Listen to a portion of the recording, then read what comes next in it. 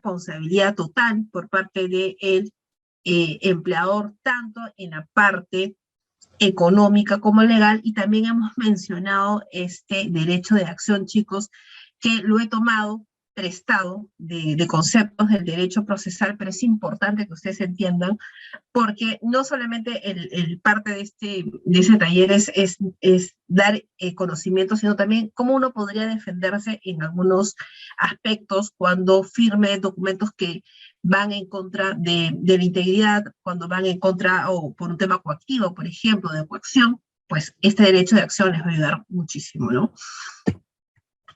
Otro principio que deberíamos tenerlo en cuenta es, a ver, un segundito, el principio de cooperación. ¿Qué quiere decir este principio de cooperación? Implica que todas las instituciones públicas, privadas, pero también dentro de la organización, el sindicato, el empleador, los trabajadores, pues todos actúen de forma adecuada, sobre todo para que se llegue a que se realice el sistema de gestión de seguridad y salud de trabajo de la forma más adecuada e idónea posible. Entonces, todos tienen que remar al mismo norte, chicos. Eso es lo que indica este principio de cooperación. Entonces, y ya sabemos que el empleador siempre tiene la obligación de el liderazgo del sistema de gestión.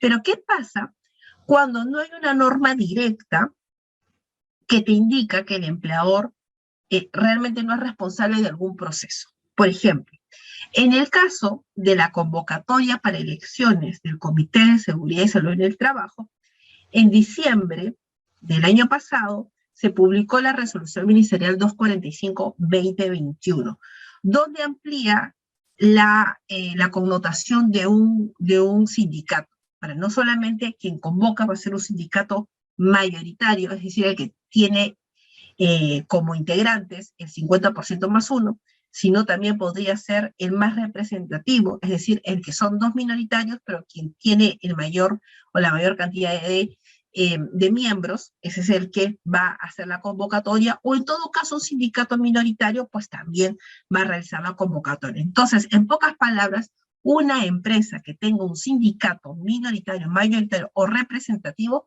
pues ese es el que se va a tener esa obligación de hacer esta convocatoria a elecciones. Entonces, pero ¿qué es lo que sucede, chicos?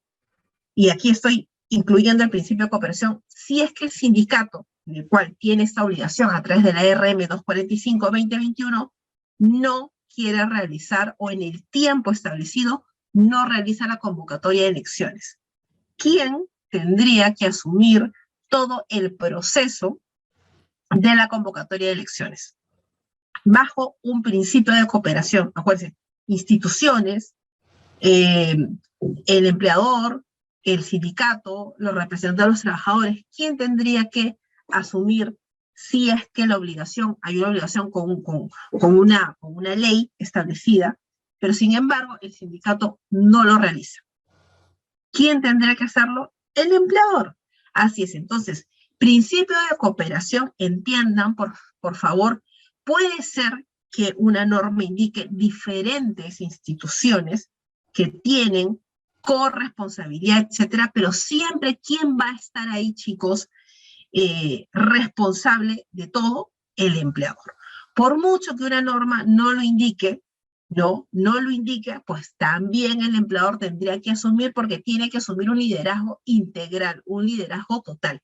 Y hemos visto que el empleador es responsable por todo lo que suceda dentro de las instalaciones si fuera mediante una orden. Si sucede algo, sabemos que su responsabilidad es total en la parte legal y total en la parte económica.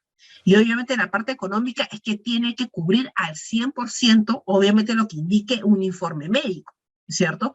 Pero también entendemos el liderazgo, fíjense cómo se va desprendiendo los liderazgos, pero también entendemos que incluso cuando una norma no indique específicamente que el empleador sea responsable de algún acto, en este caso, por ejemplo, la convocatoria de elecciones, pues aún así es responsable.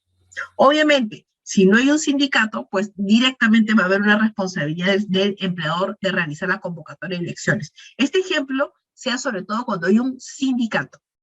Entonces, estudien también, y yo ahí les doy el dato, la RM245, porque algunos todavía están pensando que el proceso de la convocatoria de elecciones del Comité de Seguridad y Salud en el Trabajo se hace con la 29.78.13.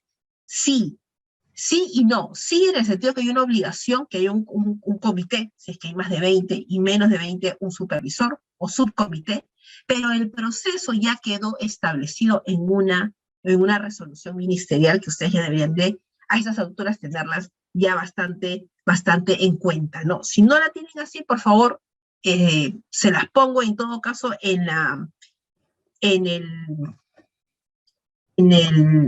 chat, para que lo tengan claro, revísenlo, léanlo, porque acuérdense que es súper importante para la convocatoria a elecciones. Debemos hacer si el empleador no nomina a sus representantes. Es que depende, Roberto. Si es que acá hay todo un tema, ¿no? A ver, el proceso es el siguiente, ¿no? Si no hay un sindicato ni mayoritario, ni minoritario, ni representativo, directamente quien convoca es y nomina es el empleador. ¿Podría ser una lista? Por supuesto, podría haber una lista. Obviamente, va a depender mucho que esa lista no sea igual al número mínimo de miembros del comité, porque no tendría sentido, ¿no es cierto? Pero también se da el caso de que haya un sindicato y el sindicato es el obligado a convocar. Cuando hay un sindicato, tiene que darse mucho si va a haber acuerdo o no va a haber acuerdo. Cuando hay acuerdo, es que el número mínimo de miembros del sindicato representante de los trabajadores es de 4 a 12. Y cuando no hay acuerdo, pues va de 6 a 12. Entonces, eso también hay que tenerlo claro, ¿no?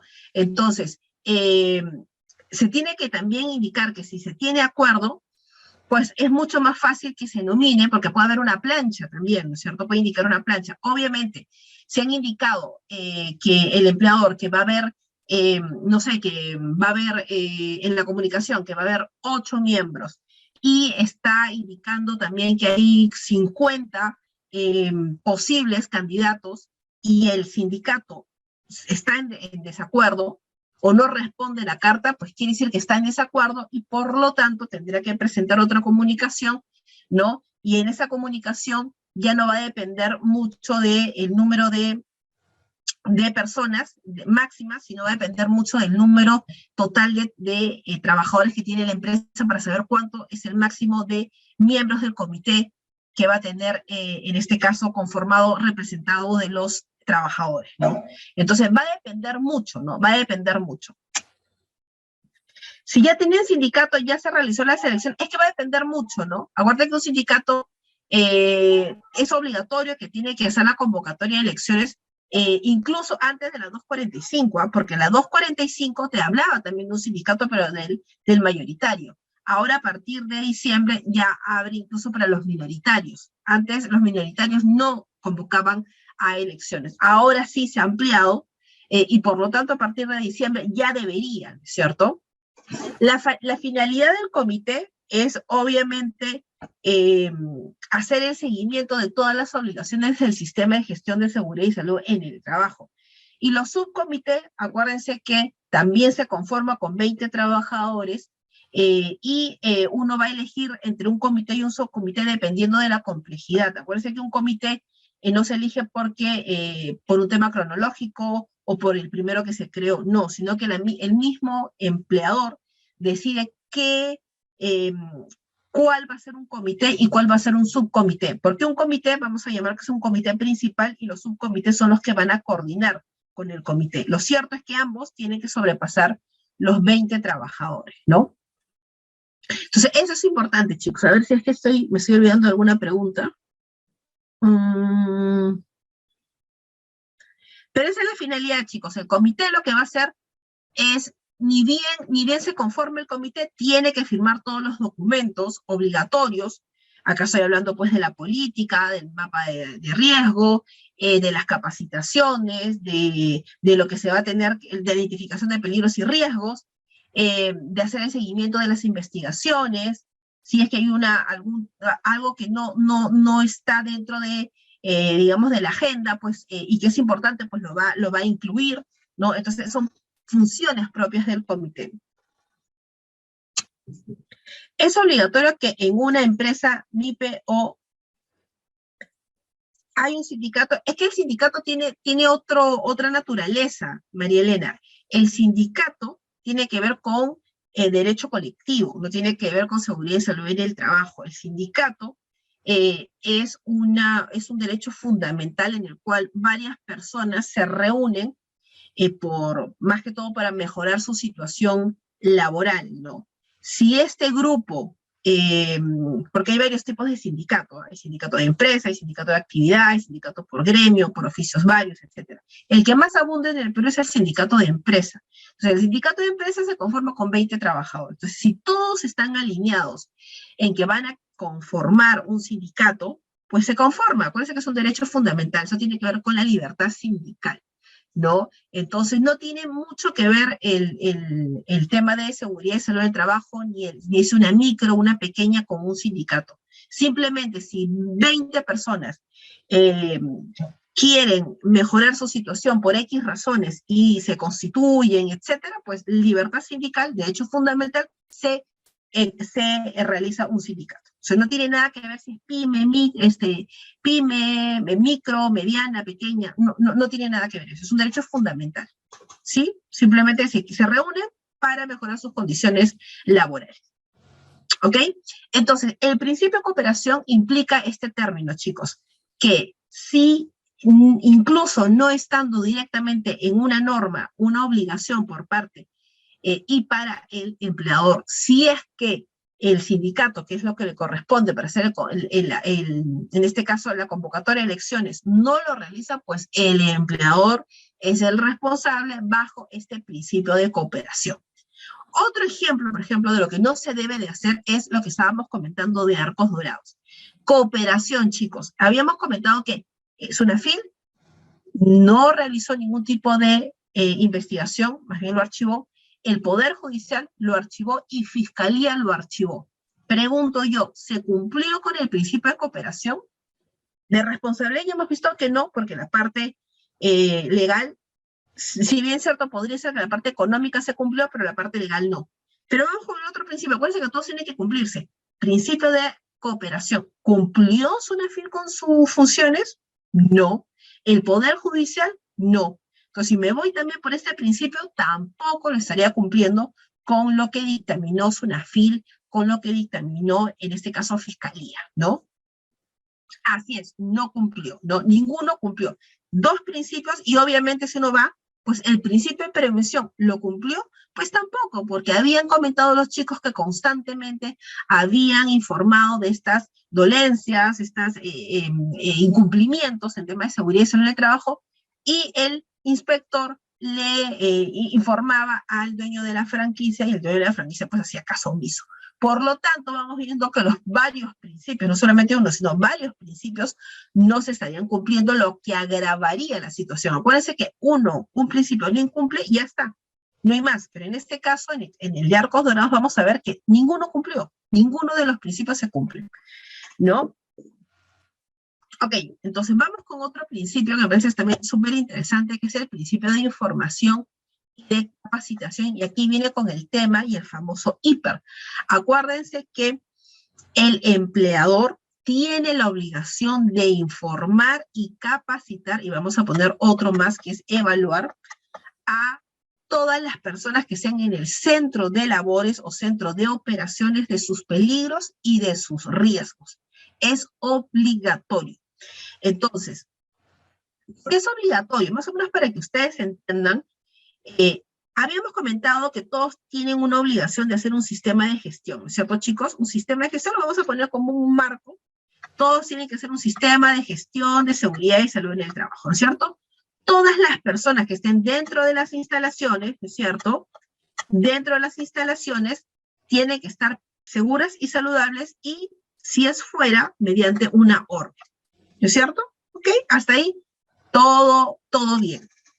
El plan de SOMA es las actividades que se va a realizar, Roxana, dentro de mi sistema de gestión, pero eso va a depender mucho de mí. Entonces, todos deberían estar protegidos, pero ¿protegidos de qué? Pues primero hay que hacer un análisis, y esto se llama diagnóstico de línea base. Aquí me voy a referir a otra norma, que es la RM 050, la misma 29783 me indica que debe haber un diagnóstico de línea base. El diagnóstico de línea base no la van a encontrar en el 29783, sino hay que tomar otra norma donde sí me desarrolle el diagnóstico de línea base, que es la RM, insisto, 050, 2013 TR. Entonces, 2013 TR. Entonces, esta resolución ministerial me indica, ok, para comenzar a hacer tu sistema de gestión, ya sabes que tiene que ser un alcance total, todas las personas que están dentro de las instalaciones y por mediante una orden, la responsabilidad total en temas legales y de económicos, este principio de cooperación, pero también ahora hay que informar y capacitar. ¿Pero de qué? Bueno, todo comienza con la RM050. Entonces, la RM150 me dice, ok, tu sistema de gestión, según lo que me indica la 29783, es que tiene que comenzar con el diagnóstico de línea base. El diagnóstico de línea base es identificar los peligros y los riesgos. ¿De qué? De tus trabajadores y de la infraestructura de tu organización. Pero antes tiene que conformarse un equipo multidisciplinario, un equipo que va a identificar quién debería de liderar, según ustedes, porque acá es netamente organizativo, y por ahí más o menos anteriormente me habían preguntado, ¿quién debería de identificar este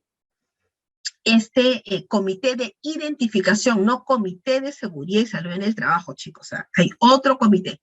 Cuando uno inicia tu sistema de gestión, tú ya sabes qué sistema de gestión es todas las personas, la responsabilidad y la cooperación, como ahorita estamos indicando a través de del desarrollo de los principios. Pero ya a nivel operativo se comienza mi sistema de gestión a identificar con mi diagnóstico de línea base. Y me indica que el empleador tiene la obligación de conformar un comité multidisciplinario para levantar esta data. Entonces, si yo les digo que vamos a poner el ejemplo anterior, de una clínica, ¿quiénes serían las personas idóneas para conformar este comité de identificación? No se confundan un comité de seguridad, que es otra historia, y eso es incluso más adelante de haber identificado un comité del diagnóstico de línea base. A ver, ¿quiénes deberían? Una clínica. Ustedes son gerentes de seguridad y salud en el trabajo. Tienen que hacer su diagnóstico de línea base. ¿Qué personas ustedes llamarían dentro de su organización o especialistas que deberían de estar para identificar los peligros y los riesgos? Acuérdense que ustedes tienen esta responsabilidad del tema penal, el tema civil, o sea, tienen que hacerlo de una forma bastante adecuada, ¿no es cierto? El jefe de seguridad, ¿qué seguridad? El jefe de mantenimiento, ¿mantenimiento de qué? Un ingeniero de SOMA, un ingeniero de seguridad, ¿no? Ok, pero antes que todo, ¿quién lo debería de liderar, chicos? Que siempre debe estar ahí. Siempre en todo, en documentos, en capacitaciones, en firmas. ¿Quién siempre debería estar ahí? El empleador. Entonces, el comité multidisciplinario para levantar la data, que es el diagnóstico de la línea base, identificar los peligros y los riesgos, lo tiene que hacer. Primero, tener el empleador, ¿no? Ahora, el empleador, llámele gerente, llámele alta dirección, llámele accionistas, pero es la persona que tiene la más alta jerarquía dentro de la organización, ¿sí? Entonces, el empleador, ¿quién más podría estar? Si es de una clínica, ¿qué peligros o riesgos se podrían encontrar en una clínica? El empleador, por ahí me había mencionado el de SOMA, ¿no es cierto? El de SOMA, que me parece que está bien. ¿Quién más debería estar ahí? Acuérdense, y solamente para que lo tengan claro, el IPER, que es la identificación de peligros, evaluación de riesgos y controles, tiene 3 datas que hay que identificar. 3 datas. 1, los peligros y los riesgos de las funciones. Peligros y riesgos de las funciones, no del puesto del trabajo. Peligros y riesgos del área donde desarrolla sus labores, el área geográfica. Y data de la salud. Data de la salud del trabajador. Yo tengo que tener estas 3 datas en una matriz.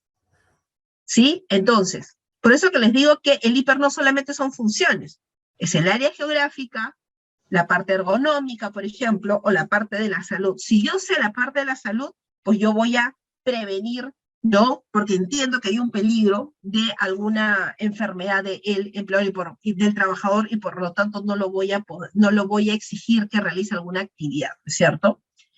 Entonces, sabiendo que tengo estas 3 datas conforman el hiper, ahora sí, coméntenme, ¿quiénes serían las personas que deberían conformar el comité? Los doctores, ¿qué doctores? Cualquier doctor, un ingeniero industrial ¿de qué? ¿Para qué? Porque un ingeniero industrial también ve la parte administrativa. ¿Quién me va a levantar la data? Acuérdense que yo necesito las 3 funciones. Las 3 datas, funciones, área geográfica y salud. Entonces, ¿quiénes deberían? Así es Rubén, un mínimo un doctor ocupacional, ¿no es cierto? Un doctor ocupacional. De repente, bueno, el director de la clínica sería como el empleador, ¿no? Un médico ocupacional. ¿Quién más? ¿Quién más podría estar? El comité es antes, fíjate. El comité es después, porque acuérdense que esto es el comité de identificación de peligros y riesgos. Es mucho años luz antes que el comité paritario. Años luz. Porque el comité, cuando yo ya tengo el comité es porque yo identifiqué los peligros y riesgos. Aquí estoy recién iniciando, recién estoy entendiendo cuáles son los peligros y los riesgos de la empresa. Un enfermero ocupacional, a menos que este enfermero ocupacional sea un tema de apoyo administrativo y no tenga que ver con los datos personales en temas de diagnóstico de los trabajadores, ¿no? Por ejemplo, por ahí me dijeron de recursos humanos sí, porque acuérdense que recursos humanos tiene que ser el puesto ligado a los peligros y riesgos de los trabajadores, ¿no? Defensa civil,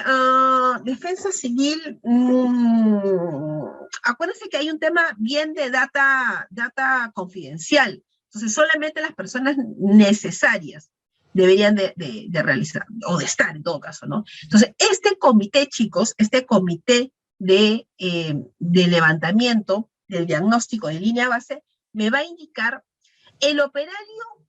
A ver, hay un principio que es de participación y consulta, en la cual es obligatorio que los trabajadores estén en esta etapa, pero yo les recomiendo que no, sino que estén en la parte cuando ya hagan la jerarquía de controles, no en esta parte, porque en esta etapa es bien técnica para levantar la data.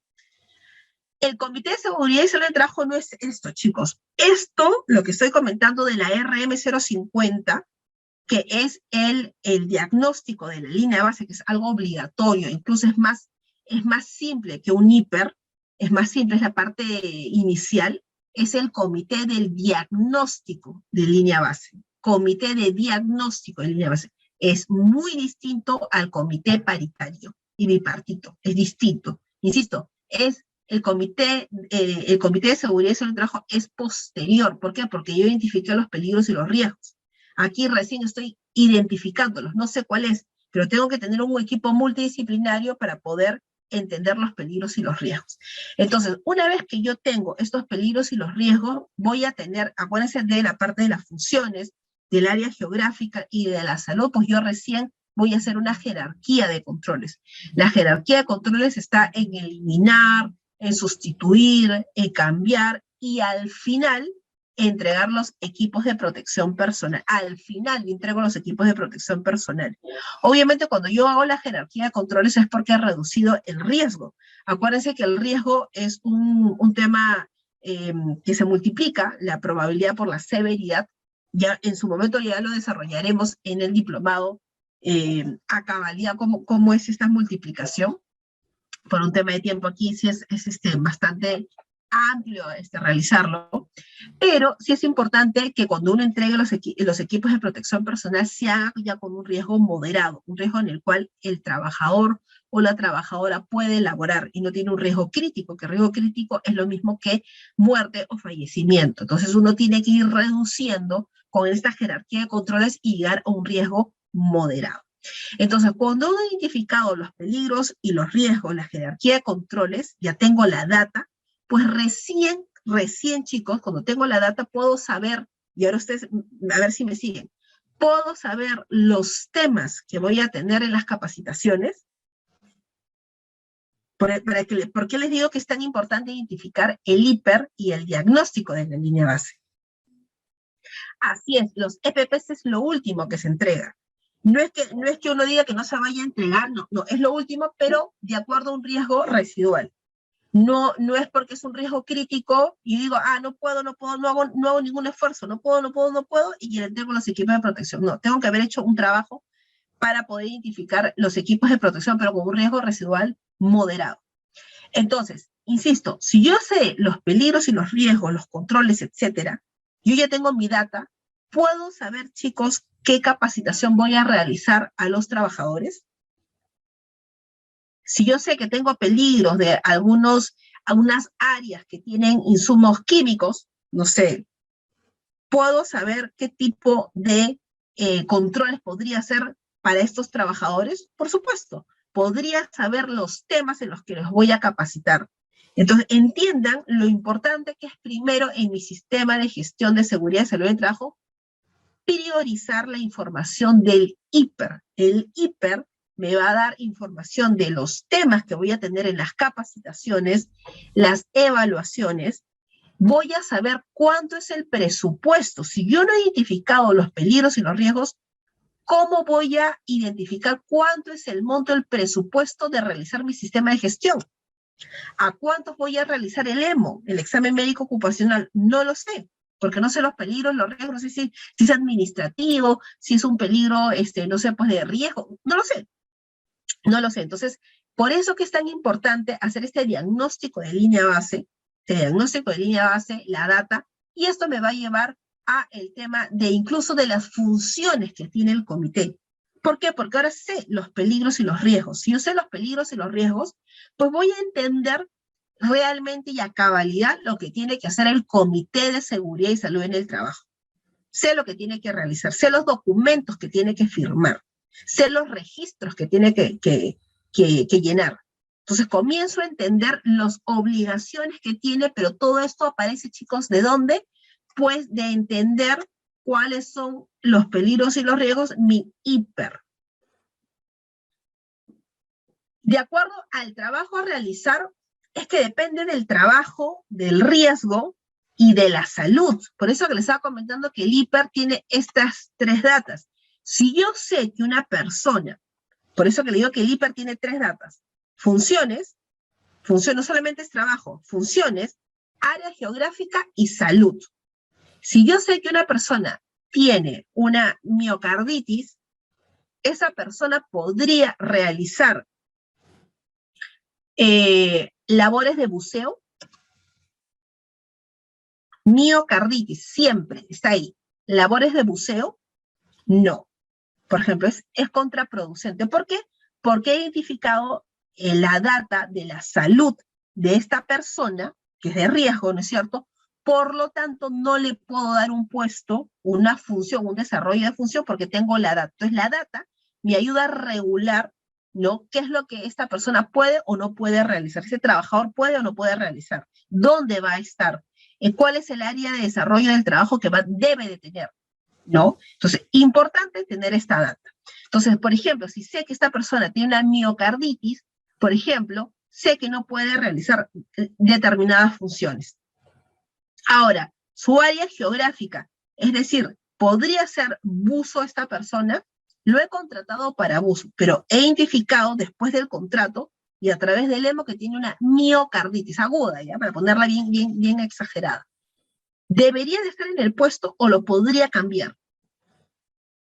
O sea, lo que debería de ser, porque acuérdense que tengo una responsabilidad como empleador. tengo que cambiarlo, así es, no me queda de otra. ¿Por qué? Porque no se ajusta, no hay una coherencia entre el desarrollo de las actividades, lo expongo a un peligro, sobre todo, que ya lo he identificado. No lo puedo cambiar, no lo puedo despedir, obviamente porque sería hostilidad, no podría ni reducirle ni la remuneración ni nada, pero sí le puedo cambiar de puesto, un puesto menor, sí, claro, no habría ningún problema, pero si no le cambio la remuneración, porque si le cambio la remuneración, pues habría un problema. Pero ¿qué sucede con esto? Que ha sido un emo después de hacerle el contrato. Por eso que es tan importante, chicos, ¿qué cosa? Realizar los emos antes de qué. Porque acá no viene con discriminación, ¿eh? Acá no sería discriminatorio. El emo se debería hacer antes o después de realizar un contrato. Para que ustedes, si ustedes están en el área de selección, en el área de selección no se les pase jamás hacer un emo después que la persona realiza actividades. Entonces, es tan importante, ¿por qué? Porque no lo puedes pedir. Sería discriminatorio y si le cambio sin justificación sobre todo, pues podría ser un tema de hostilidad. Por lo tanto, ustedes ya más o menos vayan pensando, un tema organizativo es que cuando se realice en el área de selección la convocatoria, pues tenga yo estandarizado, muy claro que los hemos tiene que ser antes de hacer un contrato. La mayoría no sé por qué no entiende, digamos, estos principios, justamente por eso que los principios es tan importantes, que realizan los hemos después de, y no entienden que el hiper tiene estos tres tipos de data, la parte de las funciones, la parte del área geográfica y la parte de la salud. Con eso yo tengo el perfil exacto y puedo saber dónde voy a derivar a esta persona, dónde va a trabajar, por mucho que yo haya establecido con anticipación cuáles van a ser sus funciones, ¿no? Las empresas privadas lo que primero hacen es enviarte a realizar médicos, sí, claro, pero acuérdense un punto.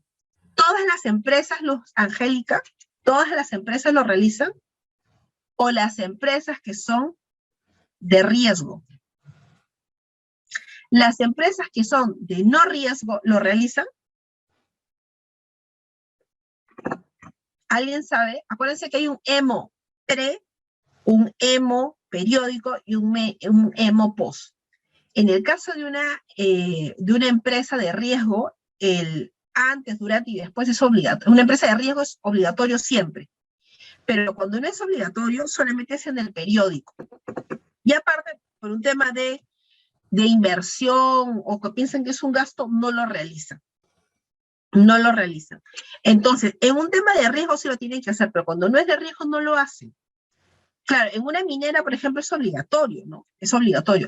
Pero ahora les propongo el siguiente pensamiento en base a estos principios y por eso generar criterios.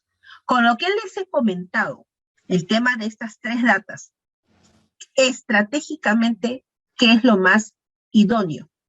Realizar, así la ley me indique que solamente es obligatorio para las empresas de riesgo realizar el antes, durante y el después en los EMOS, y con lo que les he comentado, la responsabilidad que tienen, el tema penal, etcétera, ustedes a nivel organizativo realizarían los EMOS antes, durante y después, así sea de riesgo o no. Con todo lo que les he dicho que ustedes un tema de prevención total, responsabilidad al 100%, el tema de la cooperación, y acuérdense que tienen si no cumplen, tienen un tema penal, un tema civil, o sea, son varias pues, consecuencias. Entonces, por lo tanto, a nivel estratégico, insisto, no se queden mucho con lo que indica la ley, sino armen un liderazgo, un criterio en temas de seguridad y salud en el trabajo. Y aparte, otro tema, ¿por qué es tan importante este punto? Y hemos visto que por los principios, estratégicamente, es bueno realizar los exámenes médicos ocupacionales antes, durante y después, incluso en empresas de no riesgo. Pero aparte hay otro punto. Los registros, chicos. ¿Cuánto tiempo se tiene que tener los registros de enfermedades ocupacionales? ¿Alguien sabe? Ajá. ¿Un año? No. Así es, Juan Pablo, 20 años. ¿Por qué creen que son 20 años? ¿Porque quieren tener un acumulado de documentos o por qué creen que son esos 20 años de enfermedades ocupacionales? ¿Por qué están esos registros? Acá no hay un tema de que no, ya pasó los 10 años, ya no puedo hacer los 4 años en temas de obligaciones laborales. No, acá no tiene nada que ver con esto. ¿Por qué creen que dura 20 años? Pues porque las enfermedades ocupacionales, chicos, inmediatamente no se presentan. Así es, Juan, no se presentan. Entonces, ¿qué quiere decir esto? Imagínense, me voy a poner bien extrema para que entiendan, porque eso sucede de esta manera, que una empresa que no ha sido de riesgo, pues ha tomado al pie de la letra la ley y por lo tanto no ha realizado el EMO preocupacional. Viene una persona 19 años después, imagínense, 19 años después, indica pues que ha tenido un problema en la columna, un problema ya, una enfermedad. ¿Tiene la empresa cómo argumentar que no ha sido en la empresa donde ha adquirido la enfermedad? ¿Tiene cómo argumentar? ¿Tiene documentos? No tiene. Entonces, acuérdense que muy aparte de que por un tema estratégico es importante tener esta información, porque entiendo y tengo ahora sí la radiografía completa de mi trabajador o trabajadora, pues también hay que tener presente que el tiempo que va a tener los registros no es algo antojadizo, sino que son 20 años, en el caso de enfermedades ocupacionales, en el cual se puede materializar una enfermedad y que si la persona se entera al año 19 con 9 meses, vamos a suponer, pues tranquilamente puede demandar. Tranquila, entonces no se queden con el tema de los 4 años. Hasta los 4 años uno tiene para poder pedir algún tipo de problemas o pendientes laborales. Esa es la parte de relaciones laborales. Seguridad y salud en el trabajo tiene otra naturaleza, ¿sí? Entonces, súper importante que entiendan también que los exámenes médicos ocupacionales se hace más que todo por los registros, chicos. Tienen 20 años los enfermedades ocupacionales, 10 años los accidentes y el resto son 5 años, ¿sí? Pero por algo se tiene ese tiempo, por algo. Entonces también por ahí se justifica por qué sí debería las empresas de riesgo o no riesgo realizar los EMOS periódicos y post, ¿no? Y la declaración jurada para el inicio de trabajo, ¿cómo así, Edith? Muy pocas personas duran ese tiempo en una empresa, pero es que no necesariamente tienen que durar. O sea, imagínense ustedes, ¿cuánto es el periódico, chicos? ¿Cada cuánto se hace? ¿Cada cuánto se hace el periódico? ¿Alguien sabe? ¿Alguien sabe? Anual, ¿no es cierto? Imaginemos que la persona solamente está 11 meses y no se le practicó absolutamente nada. Viene después de 19 años, indica que tiene alguna dolencia, que es una enfermedad ocupacional. Acuérdense que hay un listado de enfermedad ocupacional, pero igual no es cerrado. ¿Podría ganar a la empresa que no tiene ningún tipo de justificación ni documento? Sí, tranquilamente. Entonces, justamente para evitar este problema, hagan los EMOS.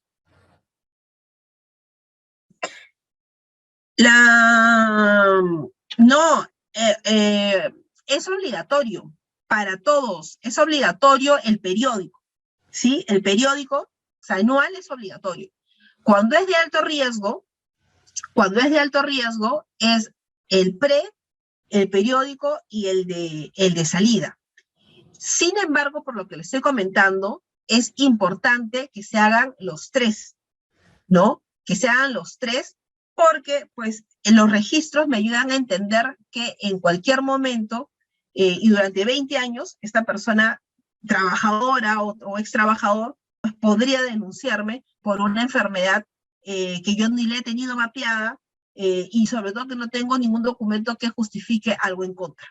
Entonces, importante, ahora, este es un tema de una contingencia. Ya la organización entenderá si es que cree conveniente hacerlo o no. Entiendo que hay una inversión, no voy a utilizar el término gasto, porque muchos lo utilizan gasto, pero para mí es una inversión, porque realmente entiendes cómo está la persona, entiendes cómo terminó su vínculo en temas de salud, cómo terminó el vínculo con la empresa y cierra el ciclo. Entonces, siempre, chicos, en temas de seguridad y salud del trabajo es importante cerrar documentos, cerrar data. Si una persona terminó el vínculo, cierren también con el tema de información de salud, del tema de los peligros y los riesgos, para que no se sorprendan años después, ¿no?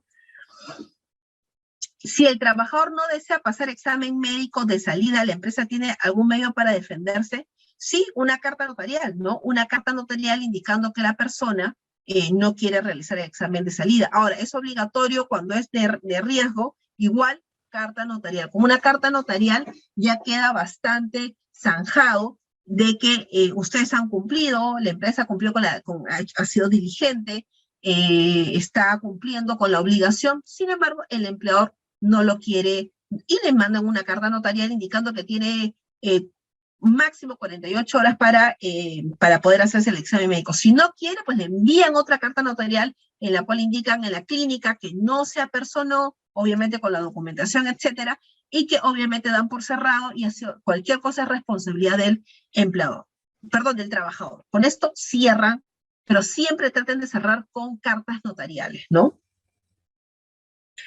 En la empresa de seguridad privada solo realizan los EMOS si los clientes lo solicitan. En la empresa de seguridad solo los EMOS a los clientes. ¿A qué clientes? Los clientes no necesariamente tienen que tener unos EMOS, ¿no? Los EMOS es más que todo para los trabajadores o para los que son de intermediación o tercerización, ¿no? Entonces los EMOS no es para los clientes, ¿no? No es para los clientes. Ajá. Ok, chicos, entonces, importante que ustedes entiendan este sistema de gestión de seguridad y salud del trabajo, que ya entendemos que el alcance es para todas las personas, pero también, por favor, que entiendan que tienen estas tres datas, ¿no? Estas tres datas. Sí, Rubén, el IPER, acuérdense que el IPER y los registros de las enfermedades ocupacionales y de los accidentes lo tiene que tener la principal. No, la principal. Y como la principal es responsable, pues, ¿qué sería lo más recomendable? Por ejemplo, un tema organizativo y bajo los principios, ¿no? La ley no te dice que el IPER o el EMO lo realice la principal, pero en todo caso sabes que tienes esta responsabilidad porque eres empleador y eres de la usuaria. ¿Qué es lo que convendría? A ver, Rubén, ¿qué convendría? Si sé que soy líder de la empresa, tengo una responsabilidad con todo lo que sea en mi organización, la ley no me obliga a que yo realice los IPER, pero que sí haga un seguimiento. Entonces, si la tercera o la intermediación no realiza, ¿qué es lo que debería en todo caso de hacer? Sin que esto parezca que hay una desnaturalización y por lo tanto sea un trabajador. ¿Qué es lo que debería de hacer? Porque tengo una obligación. Soy el líder de la empresa usuaria. Y la tercera o la intermediación no realiza los EMOS. ¿Qué tendría que hacer? ¿Podría hacerlo? Yo creo que no habría ningún problema en que la empresa usuaria realice, obviamente, los EMOS. Los EMOS no habría ningún problema y eso no tendría nada que ver con desnaturalización. Porque aquí estamos hablando de seguridad y salud en el trabajo. O en todo caso, emitir una carta notarial indicando a la intermediación o a la usuaria que realice los EMOS como habían de repente acordado en un contrato. Si en el contrato estaba establecido, pues incluso se podría poner penalidades o rescindir el contrato, ¿sí? Pero ustedes tienen que tener acción. Acuérdense que tienen que tener un liderazgo total. Si no, pues se le va a complicar. Acuérdense que, chicos, siempre tienen que tener presente el tema penal, el tema administrativo y el tema civil. Eso es el problema que van a tener si ustedes no tienen un liderazgo total. Si ustedes ven que una parte no cumple, pues ustedes tienen que cumplir. Así simple. Y no sería desnaturalización. ¿Cuándo sería desnaturalización? Pues cuando esta persona de intermediación o tercerización pues los incluya en un comité de seguridad y salud en el trabajo. No tiene nada que ver, no tendrían por qué estar. O de repente ahora con el tema de la tercerización, pues que las actividades forman parte del núcleo del negocio, ¿no? Ahí es otra cosa, que podría haber un tema de desnaturalización total, sobre todo con esta ley, mal ley, por supuesto, y espero que la declaren, la deroguen, porque sería ilógico, pues, ¿no? Es una ley bastante extraña, porque la tercerización ahora sería como si fuera una intermediación. Terrible, ¿no? A ver, Janet nos dice, a ver, consulta. Sí, todos tendrían que pasar el examen médico, yo creo que sí, ¿no? Acuérdense que depende mucho de la organización, pero depende mucho de la organización, pero hay que hacerle entender, sobre todo como área de seguridad, las contingencias a las cuales pueden derivarse si es que no realizan un examen, ¿no? Entonces es muy importante, ya va a depender, no es obligatorio, pero vaya que importante que es tener este dato justamente para que años después no te sorprendan con una denuncia o una demanda, ¿no? A ver, se le tiene que hacer el EMO a un practicante o pasante en una empresa de alto riesgo, pero que trabaje solo en el área de oficinas. ¿Qué piensan, chicos? Lo que comenta Yanel, que me parece súper importante. Los EMOs para un practicante. ¿Un practicante es un trabajador, chicos? Un practicante es un trabajador, vamos por partes. No, un practicante no es un trabajador, pero eso tiene algo que ver con un EMO. ¿Tiene algo que ver? No, no tiene nada que ver, porque tiene que ver más que todo con tenerlos seguros y saludables. Entonces, ¿le podría practicar un EMO a un practicante? Pues no sería incluso responsabilidad. Ahora, fíjate tú, ¿no? Lo que nos dice Janet es que este pasante esté en una empresa de alto riesgo, pero que trabaje solo en las áreas de oficina. Pregunto, es de alto riesgo, pero trabaja en las áreas de oficina. ¿Podría realizar el examen, el EMO? ¿O cuándo sí o cuándo no? A ver, ¿qué piensan, chicos? A ver, si el practicante, para ponerlos y aterrizar un poco, ¿no? Si este practicante trabaja en una empresa de rubro minero, pero trabaja en Lima y el campamento está en Cajamarca, podría hacerse un EMO y esta persona nunca va a ir al campamento totalmente, ¿no es cierto? Totalmente separados. En este caso, no sería necesario. Pero si esta persona, este practicante, que es del área administrativa, de alto riesgo, pero está en las oficinas dentro de un campamento, en todo caso, ¿harían un EMO? Por supuesto, ¿no? Porque está dentro del área. Está dentro del área. Muy distinto a lo que les estaba comentando, es que está en Lima, oficinas en Lima, ¿no? La parte administrativa y la parte de riesgo esté en un campamento. Bueno, ahí sí, hasta podría decirse, sí, no sería necesario. Pero si es que el practicante va constantemente al área de campamento, creo que sí, obligatoriamente tiene que tener un EMO, ¿no? Entonces, es distinto, se analiza distinto, chicos. Acuérdense que nada es en piedra, el seguridad y salud del trabajo depende mucho de las circunstancias, hay que analizarlo punto por punto. Entonces, siempre les digo eso. Acuérdense mucho del término depende, a mí me gusta, porque si ustedes creen que una cuestión funciona para todas las organizaciones, no están entendiendo el derecho de la seguridad y salud en el trabajo. Hay que analizarlo punto por punto, hay que analizarlo por cada, por cada situación.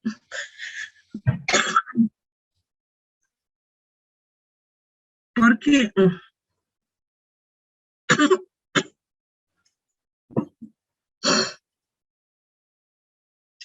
si el pasante realiza trabajos dentro de las operaciones mineras, claro, exacto. Por ejemplo, ahí tranquilamente tiene que tener un EMO, de todas maneras. Trabajé 3 meses en una empresa que dio servicios a una unidad minera. Ajá.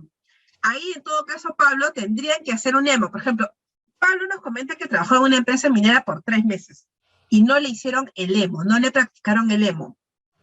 ¿Ustedes qué piensan? ¿Está bien que no le hayan realizado el EMO en una empresa minera? ¿Minera es de alto riesgo o no? ¿Minera es de alto riesgo? Por supuesto. Tendrían que haber hecho el examen en esos 3 meses, antes, durante y después. Al inicio y por último a la salida, ¿no? Obligatoriamente. Por el tema del riesgo. Entonces, el riesgo, ahí sí no hay manera, ¿no? Ahí sí es obligatorio. Obligatorio. A ver. Así es de alto riesgo. Tendría que haber hecho el examen. Entonces, por favor, cuando hablemos del hiper, acuérdense, por favor, que hablamos de 3 tipos de data. Las funciones propiamente dichas, el área geográfica y la salud. No se queden solamente con las funciones. Entonces, chicos, si ustedes hacen en la matriz hiper, tienen que hacer el análisis de los peligros y riesgos de todas las funciones, pero también de la parte locativa, de la parte de iluminación, de la parte de ergonomía, de la parte de ruido, etcétera, porque es del área geográfica, también tiene que haber datos, pero también de la salud.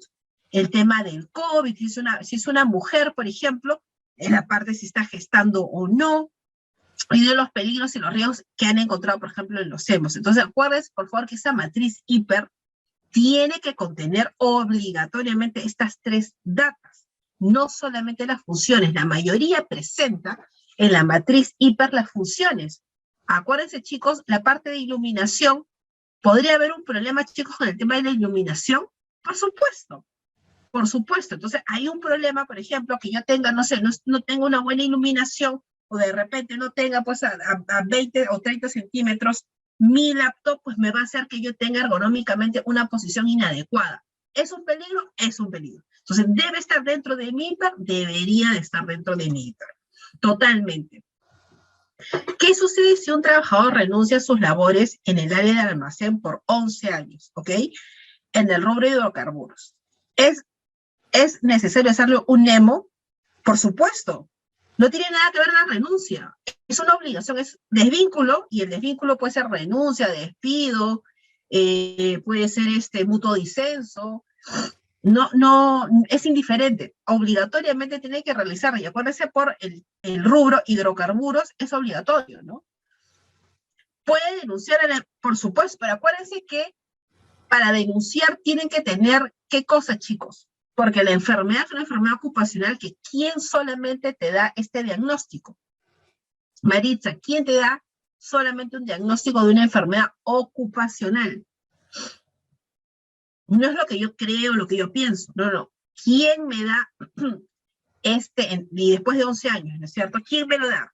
Pues el médico ocupacional. Entonces, el médico ocupacional es el único que me podría indicar que lo que yo tengo es una enfermedad ocupacional. Y después de 11 años regreso, por supuesto, le hago la denuncia, por supuesto, porque tienen hasta 20 años para hacerlo.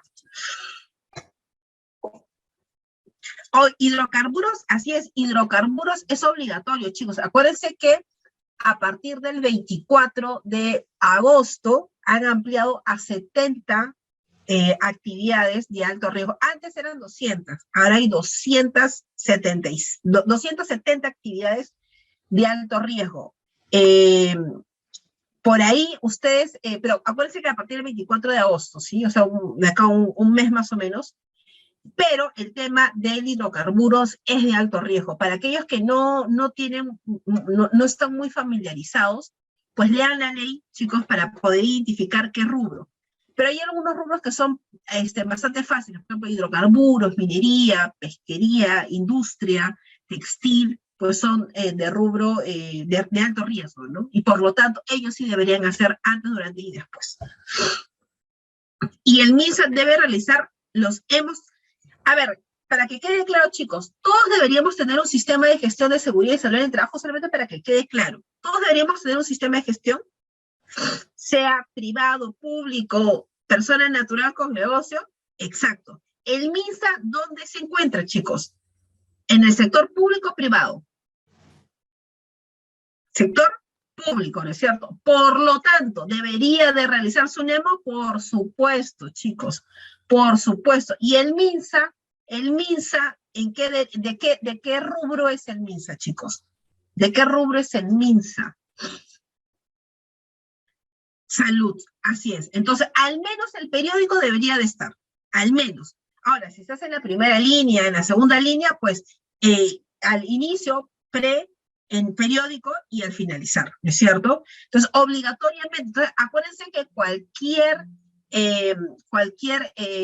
empresa que brinde, fabrique, produzca bienes o servicios con un fin lucrativo o sin un fin lucrativo, tienen que realizar ese sistema de gestión obligatorio. Y como hemos visto en el MINSA, tiene que ver con salud, al menos por un tema, y hay que analizarlo, pues puede ser que uno sea secretaria en términos de salud y no está muy separada de repente de los hospitales. Bueno, al menos ella un tema periódico. Pero, por ejemplo, si esta secretaria tiene que ir donde los médicos, de repente para que les indiquen pues las horas trabajadas, no lo sé, ¿tendrían que hacerle los 3 tipos de exámenes? Antes, durante y después. Fíjense cómo es el desarrollo de sus actividades. Una cosa es que yo esté en la parte administrativa, pero puede ser que después parte de mis funciones es que yo tenga que dirigirme a los médicos y irme a sus consultorios. Ya la cosa cambió. La cosa cambió. ¿Por qué? Porque me estoy yendo al área de riesgo. Por lo tanto, antes, durante y después, por esta función, tengo que realizar los 3 exámenes, los 3 EMOS. ¿Sí?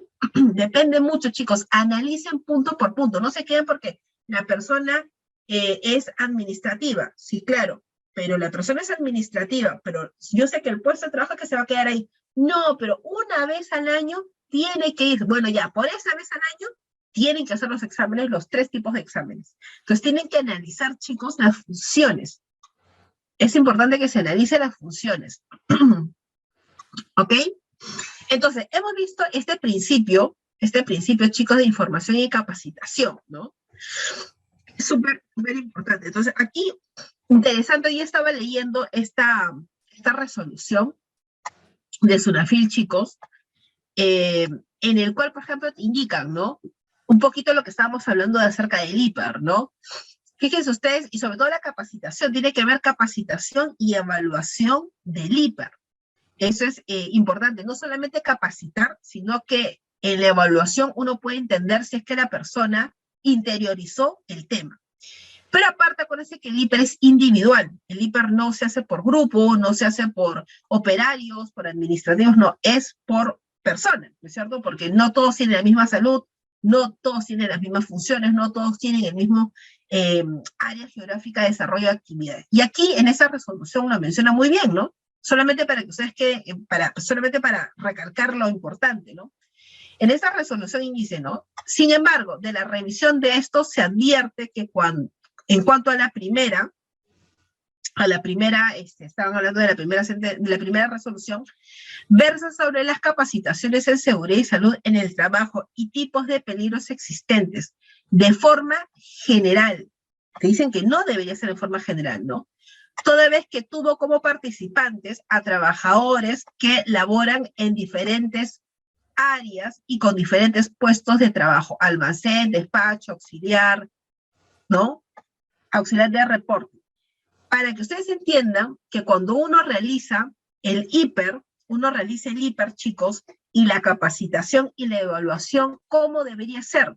Individual. No debería ser grupal. No sé si ustedes, los IPER, las capacitaciones que lo hacen de forma individual.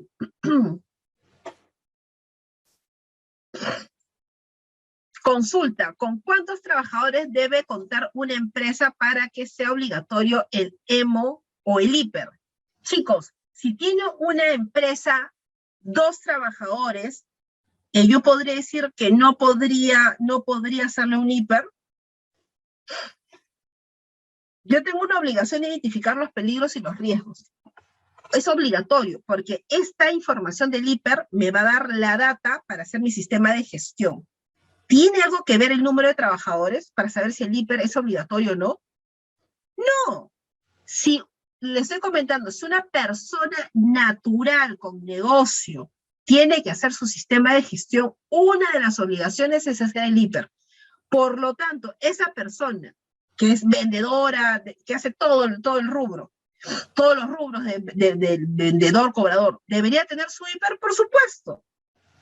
Por supuesto. Entonces, no tiene nada que ver el número de trabajadores, no tiene nada que ver. Es obligatorio tener el sistema de gestión. Y el sistema de gestión va a comenzar obligatoriamente con la identificación de peligros del IPER. Entonces, el IPER va de la mano con la obligación de tener el sistema de gestión. Entonces, no hay una diferencia. Puedo tener 30 trabajadores, puedo tener 1, puede tener 1000. Tienes que tener tu sistema y que eso se va a basar en la data del IPER. Exacto, no importa, es obligatorio.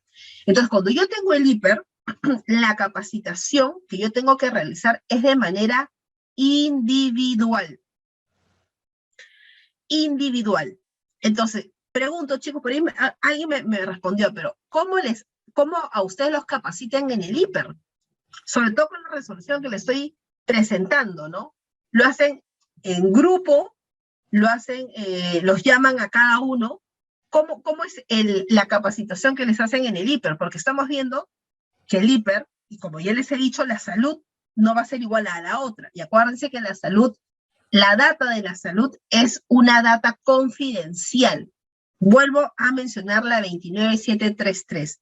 La ley 29733, que es la ley de datos personales, me indica que todo lo que tenga que ver con salud es data confidencial. Por lo tanto, chicos, solamente con esto, sin siquiera mirar la resolución.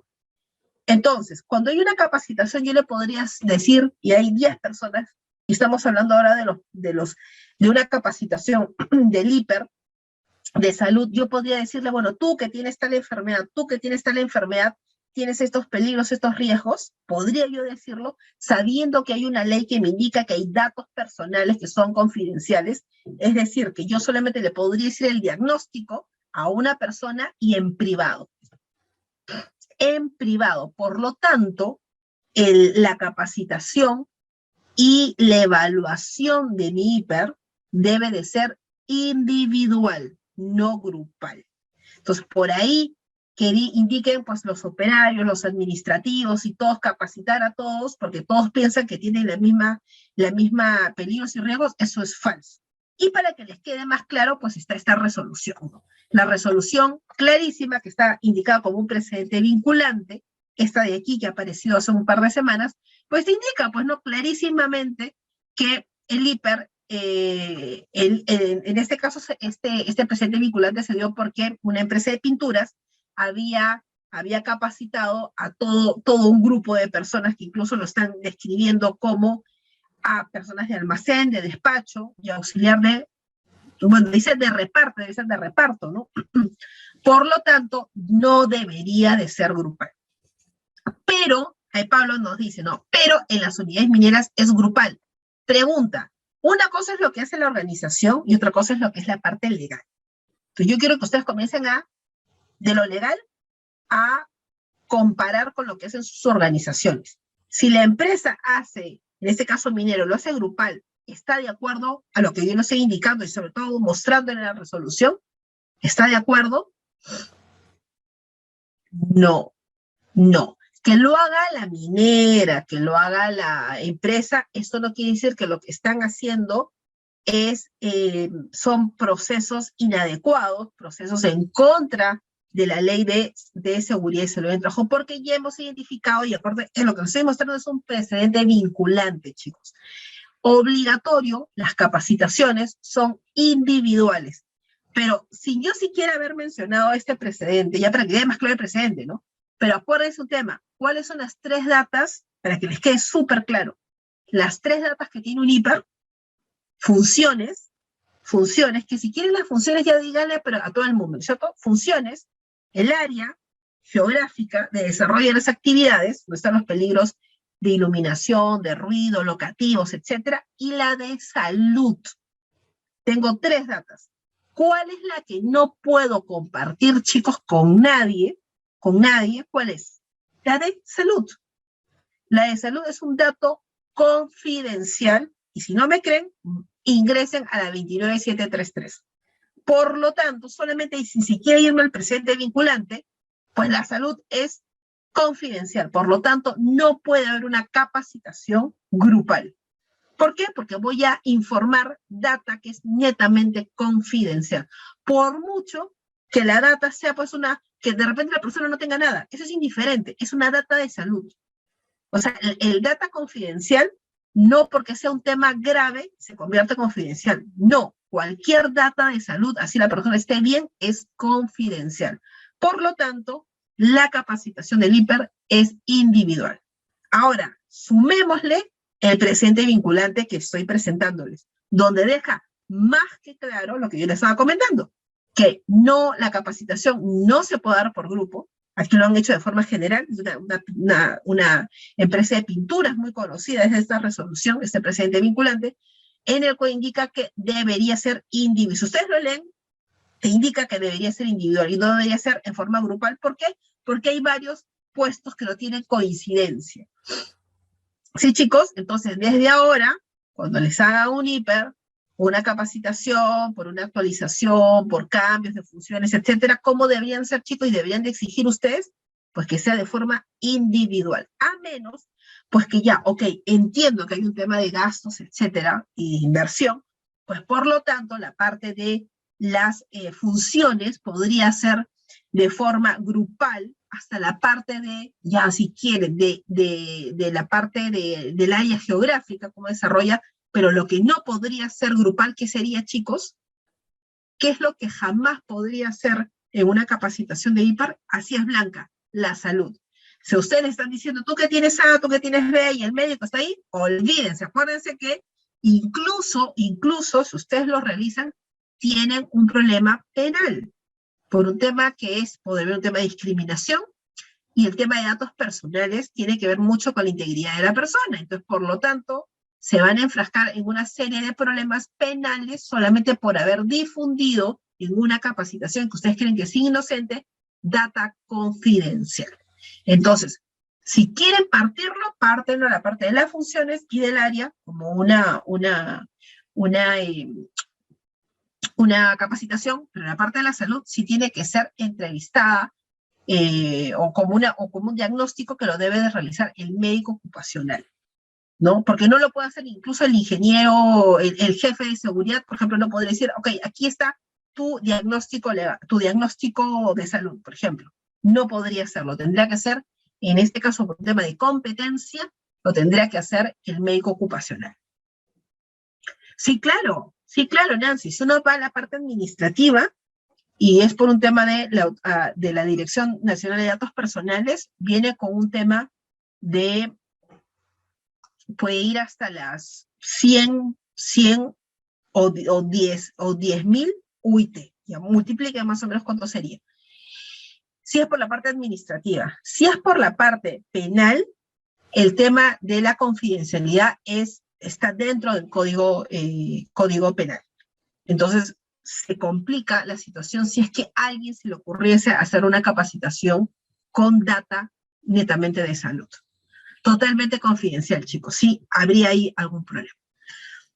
¿Ok?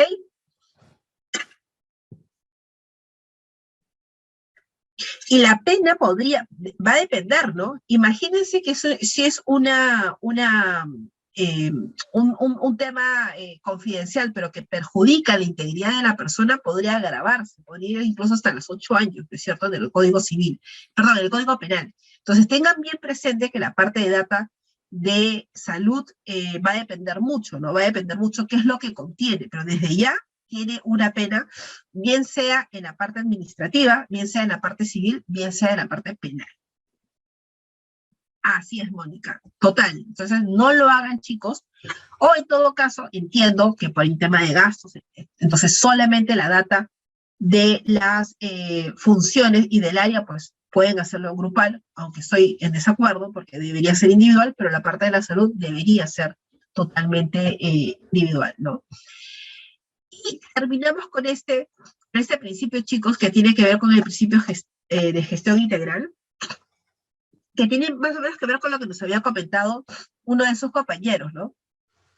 Que es cuando una empresa tiene varias normas o ISOs o OSHAs, por ejemplo, que mejora el sistema de gestión.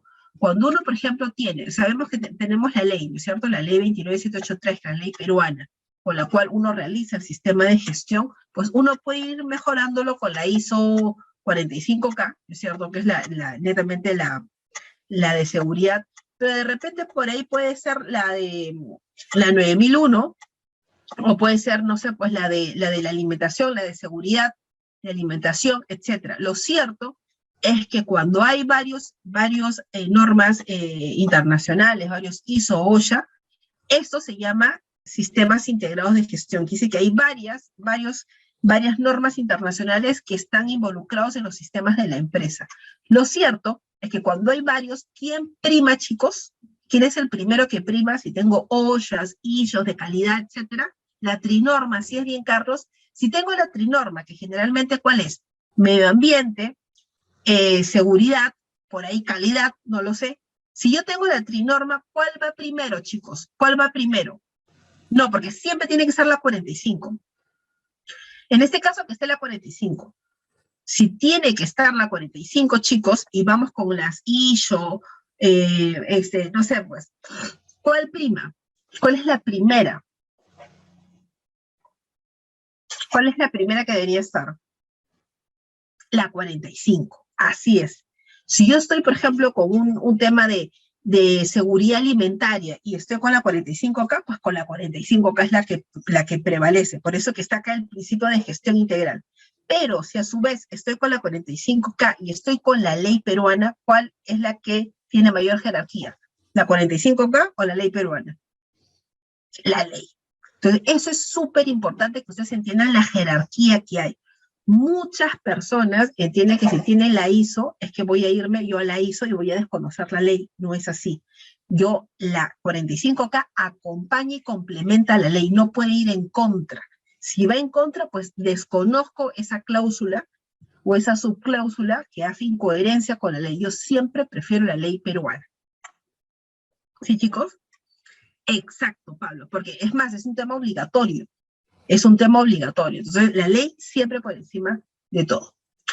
Ok, chicos, nada, me ha encantado tenerlos en esta pequeña charla, en temas de seguridad y salud en el trabajo. Espero tenerlos pronto en el diplomado y poder conversar acerca de estos temas. Vamos a ver temas netamente de ley peruana y también de la interpretación de la ISO, que va a ser bastante interesante. Acuérdense que cuando ustedes terminen, van a tener este perfil de un auditor interno, que es lo que justamente está necesitando, o en todo caso, después del tema del estado de emergencia, la mayoría del área de seguridad va a requerir ese perfil netamente de auditor interno, ¿sí?